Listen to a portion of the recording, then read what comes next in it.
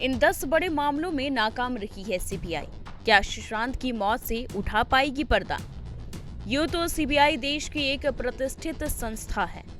जब से शास्त्री जी ने इसका गठन किया तब से इसने कई बड़े केस सॉल्व किए हैं।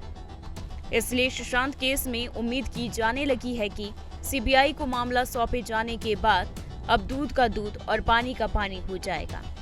कुछ लोग ऐसे भी हैं जिनको अब भी शक है कि सीबीआई सही रूप से जांच कर पाएगी भी या नहीं, क्योंकि कई बड़े मामले हैं जिन्हें सुलझाने में सीबीआई नाकाम रही है।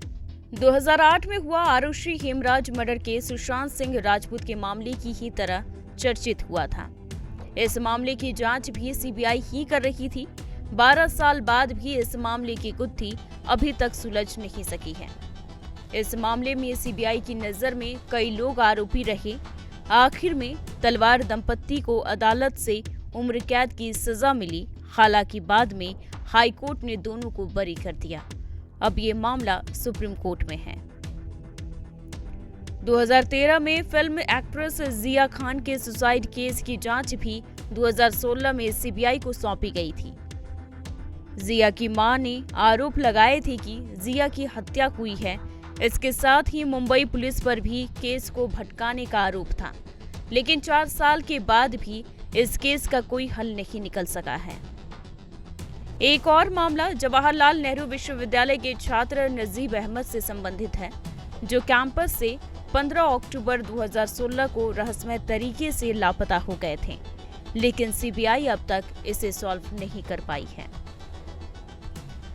करीब 7 साल पहले 18 सितंबर 2013 को बिहार सरकार ने मुजफ्फरपुर के चर्चित नवरूणा कांड की जांच सीबीआई से कराने की सिफारिश की थी, लेकिन जांच अभी भी जारी है। 7 साल पहले सामाजिक कार्यकर्ता और डॉक्टर नरेंद्र दाभोलकर की हत्या महाराष्ट्र के पुणे में हुई थी। जिस अभियुक्त का नाम सामने आया, उनके तार बेंगलुरु की पत्रकार गौरी लंकेश की हत्या से भी जुड़े बताए जाते हैं। मामला अभी तक अपने अंजाम तक नहीं पहुंच पाया है। 2G स्पेक्ट्रम के मामले में सभी अभियुक्तों को साक्ष्य के अभाव में बरी कर दिया गया था। विशेष सीबीआई अदालत के जज ओपी सैनी वर्ष 2011 से ही इस मामले की सुनवाई कर रहे थे। रॉबर्ट वाड्रा की कंपनी स्काईलाइट हॉस्पिटैलिटी को हरियाणा के मानेसर में किए गए जमीन आवंटन का मामला भी सीबीआई को सौंपा गया, लेकिन इसकी जांच भी ढीली रही और बहुत कुछ इसमें सामने नहीं आ पाया।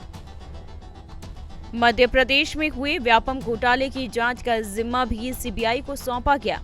जब एक-एक कर गवाह और अभियुक्तों की संदिग्ध परिस्थितियों में मौत के मामले सामने आने लगे, इस बहुचर्चित मामले की जांच में भी बहुत कुछ सामने नहीं आ पाया, जबकि ये मामला भी सीबीआई को दिया गया था।